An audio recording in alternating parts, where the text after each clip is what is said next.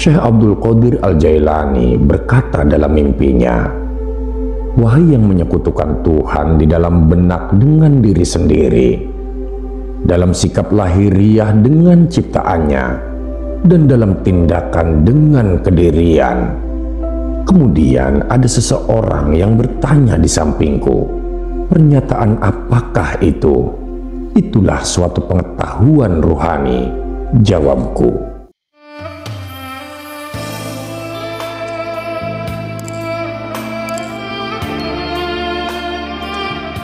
Assalamualaikum warahmatullahi wabarakatuh.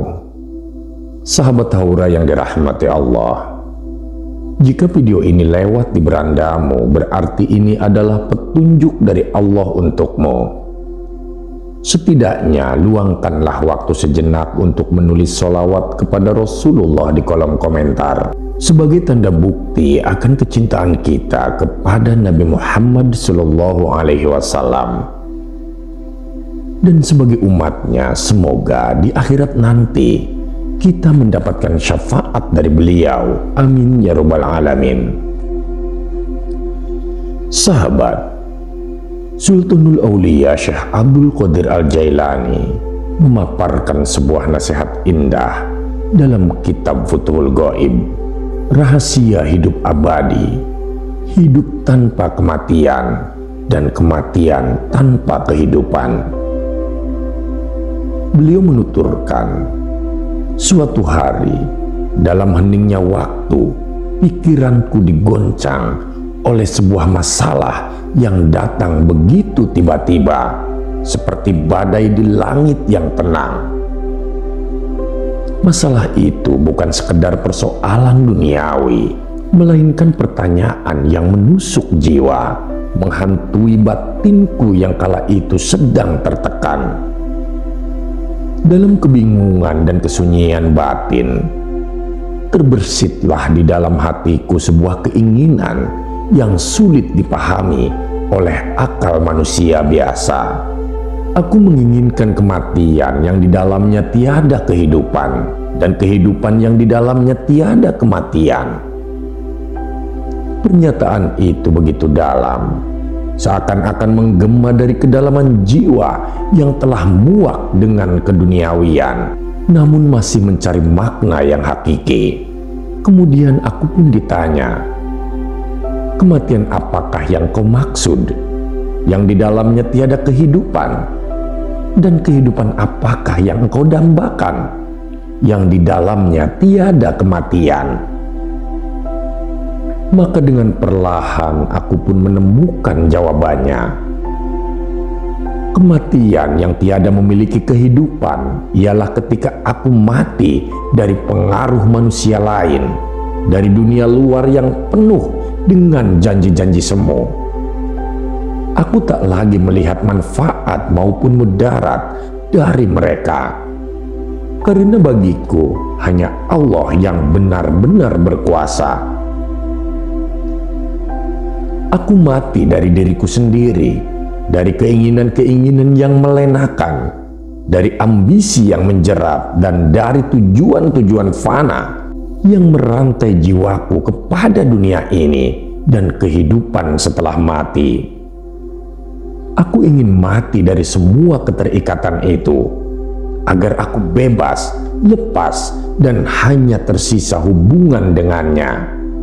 Kehidupan yang tiada memiliki kematian adalah ketika aku hidup sepenuhnya dengan kehendaknya, menjalani kehidupan ini dengan penuh kesadaran bahwa aku hanyalah seorang hamba.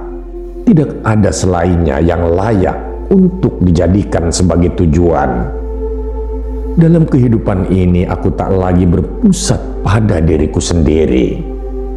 Setiap langkahku, setiap nafasku bukan lagi untuk dunia ini, melainkan untuk kebersamaan dengannya.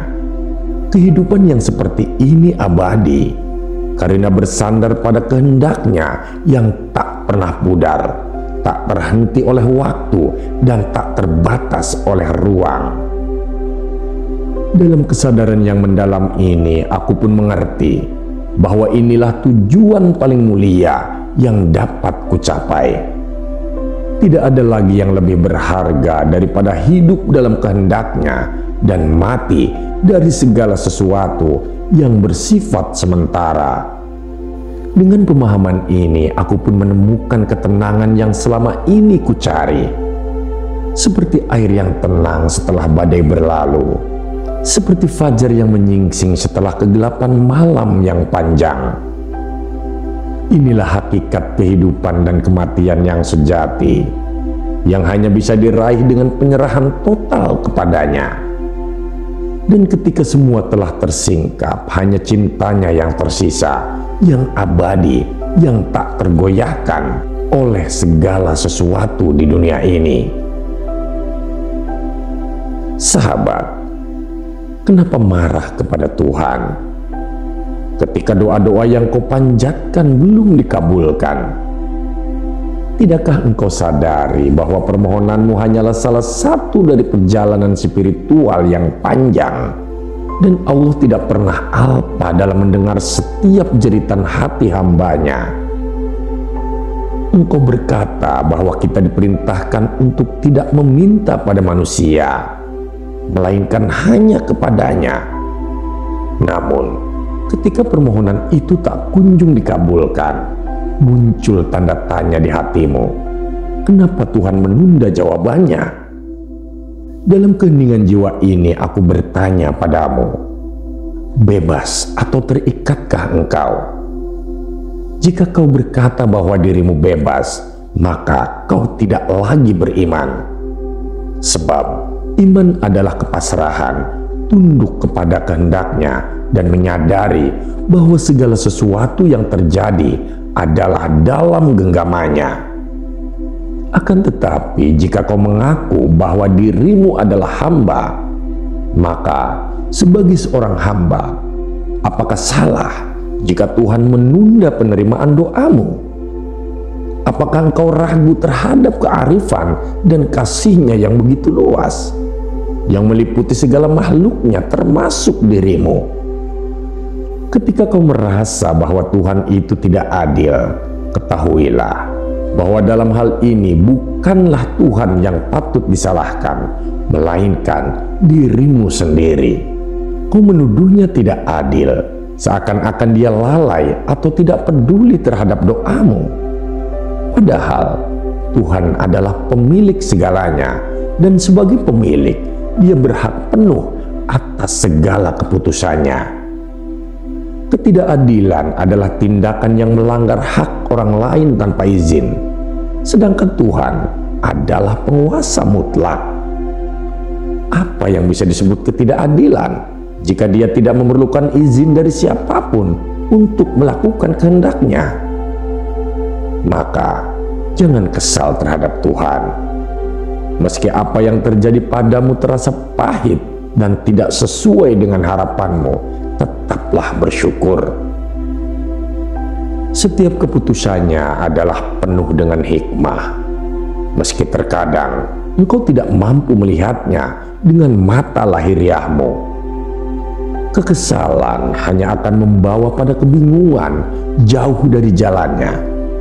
Padahal yang seharusnya kau lakukan adalah senantiasa bersabar, ridho terhadap segala keputusannya, dan terus berdoa dengan penuh harap serta keyakinan bahwa Dia akan memenuhi janji-Nya di waktu yang paling tepat.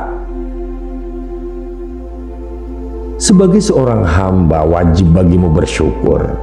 Saat doamu tidak langsung terkabul, percayalah bahwa Tuhan sedang menyiapkan sesuatu yang lebih baik, lebih besar dari apa yang kau minta. Dia mengetahui segala hal yang tersembunyi, baik dalam hatimu maupun dalam kehidupan yang akan datang. Mungkin saja apa yang kau anggap baik saat ini belum tentu baik di masa depan.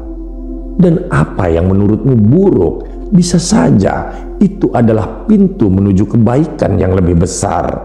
Bersyukur bukan hanya ketika kau mendapatkan apa yang kau inginkan, tetapi juga ketika kau tidak mendapatkan apa yang kau inginkan.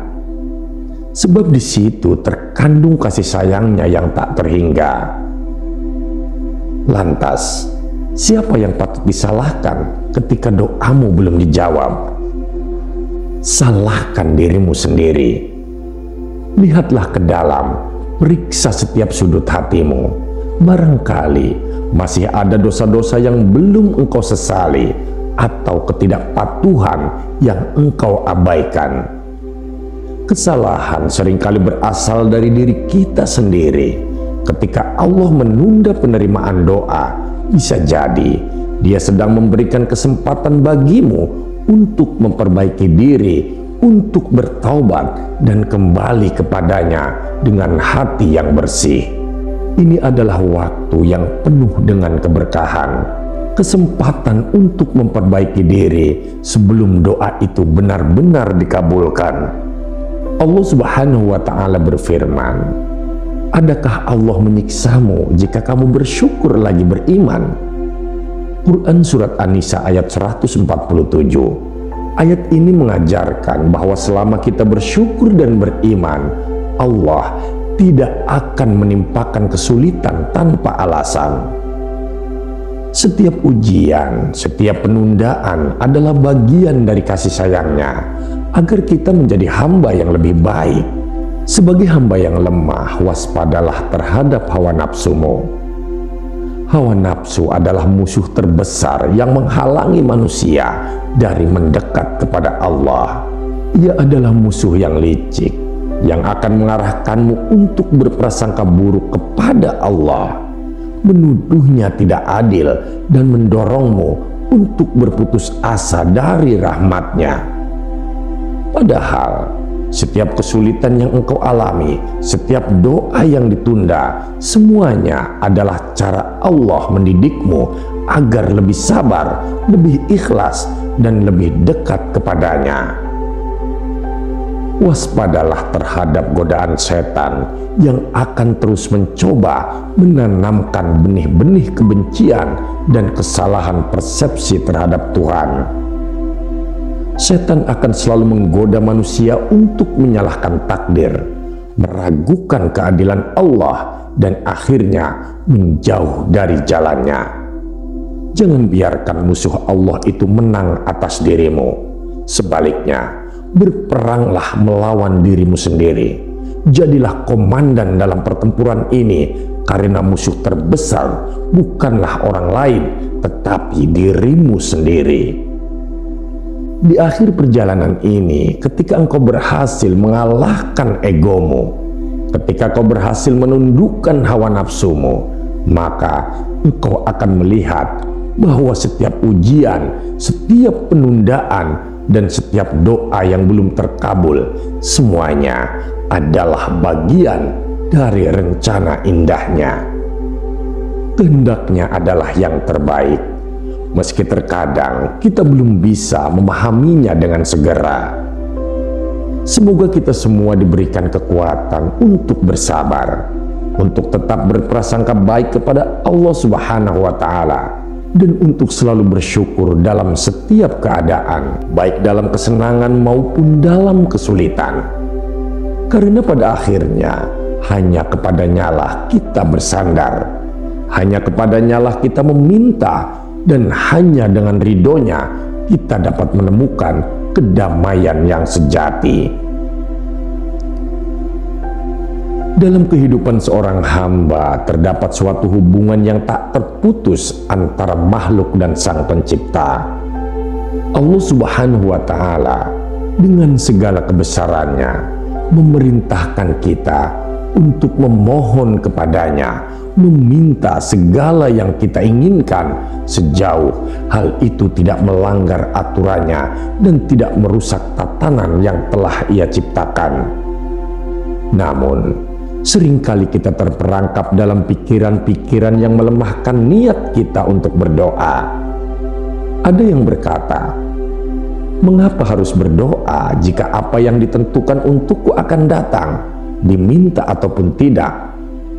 Dan yang lain mungkin akan berkata, "Aku telah berdoa namun tidak dikabulkan, maka aku berhenti untuk memohon." Pemikiran seperti ini adalah kesalahan besar dalam memahami hakikat doa dan anugerah Allah. Doa bukan sekedar permohonan untuk mendapatkan apa yang kita inginkan, tetapi lebih dari itu. Doa adalah wujud ketergantungan dan kepercayaan kita akan kekuasaan Allah Subhanahu wa Ta'ala. Dia yang menciptakan segala sesuatu, mengatur segala kejadian, dan mengetahui apa yang terbaik bagi setiap hambanya. Allah sendiri memerintahkan kita untuk berdoa kepadanya, seperti dalam firman-Nya, "Mintalah kepadaku, niscaya akan kukabulkan permintaanmu." Quran Surat 40 ayat ke-60. Ini adalah janji langsung dari Allah kepada hamba-hambanya. Sebuah kepastian bahwa setiap permohonan yang kita panjatkan akan dijawab olehnya. Dan Allah juga berfirman, "Mintalah kepadanya karunia-Nya." Quran Surat 4 ayat 32.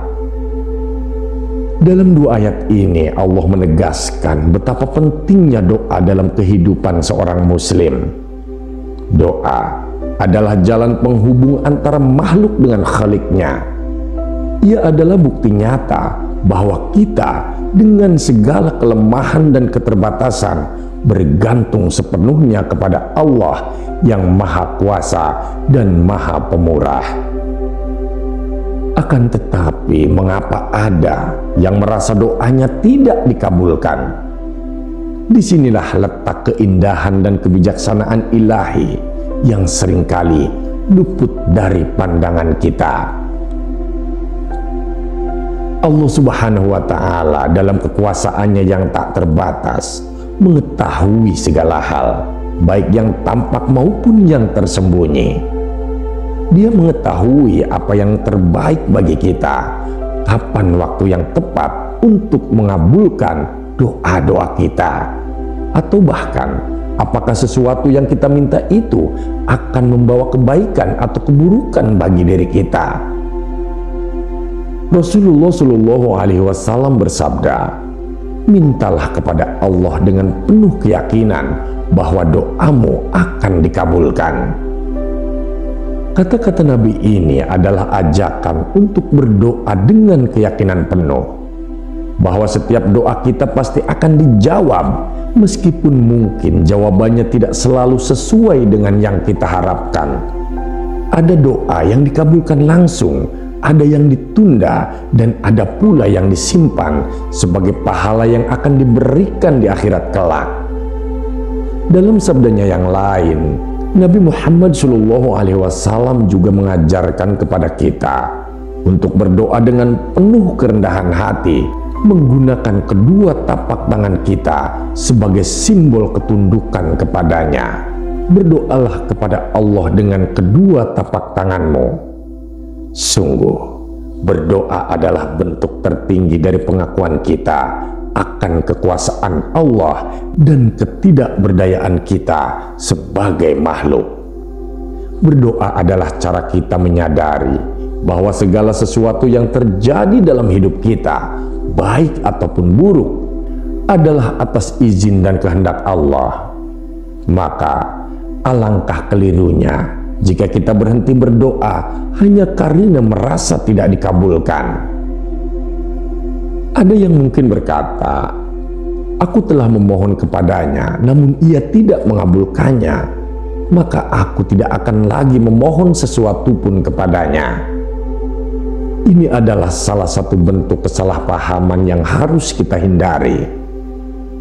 Setiap doa yang kita panjatkan akan selalu dijawab, meskipun kita tak selalu menyadarinya. Jika sesuatu telah ditentukan bagi kita, Allah akan mengaruniakannya kepada kita setelah kita memintanya, dan ini akan memperkuat keimanan kita kepadanya. Dengan begitu kita terhindar dari menggantungkan harapan kepada selainnya, kepada sesama makhluk yang tak berdaya di hadapannya. Dan lebih dari itu, jika sesuatu tidak ditentukan untuk kita, Allah tetap akan memberikan kecukupan dan ketenangan dalam hati kita. Dia akan menolong kita untuk merasa ridho dengan segala ketentuannya. Bahkan jika kita berada dalam kondisi kekurangan ataupun kesulitan, dalam kekurangan Dia memberikan kecukupan, dalam kesulitan Dia memberikan kekuatan untuk menghadapinya dengan lapang dada. Allah Subhanahu wa Ta'ala menciptakan kebahagiaan dalam hati orang-orang yang beriman, meski mereka harus menghadapi berbagai macam rintangan hidup. Jika kita berhutang, Dia akan melunakkan hati pemberi hutang, sehingga kita mampu melunasi tanggung jawab kita. Jika permohonan kita tidak dikabulkan di dunia ini, jangan khawatir, karena Allah telah menyiapkan balasan yang lebih besar di akhirat kelak. Doa-doa yang tidak terjawab di dunia ini akan menjadi amal-amal saleh yang tak ternilai harganya di akhirat nanti. Nabi Shallallahu Alaihi Wasallam bersabda bahwa pada hari pengadilan nanti seorang mukmin akan melihat catatan amalnya dan menemukan amal-amal yang tak pernah ia lakukan di dunia, dan ketika ditanya tentang amal-amal tersebut akan dikatakan kepadanya, sesungguhnya amal-amal itu adalah balasan bagi permohonanmu di dunia. Sebab dalam berdoa kepada Allah, engkau senantiasa mengingatnya, mengesakannya, menempatkan sesuatu pada tempatnya, berbuat kebajikan kepada sesamamu, tidak menisbahkan daya kepada diri sendiri, dan tidak pongah. Betapa mulianya balasan dari Allah bagi hamba-hamba yang berdoa dengan tulus, penuh keikhlasan dan keyakinan bahwa doa mereka tidak akan pernah sia-sia. Maka jangan pernah berhenti berdoa apapun keadaanmu, baik dalam kesenangan maupun kesusahan. Tetaplah memohon kepadanya. Allah tidak pernah mengecewakan hamba-hambanya yang berserah diri kepadanya.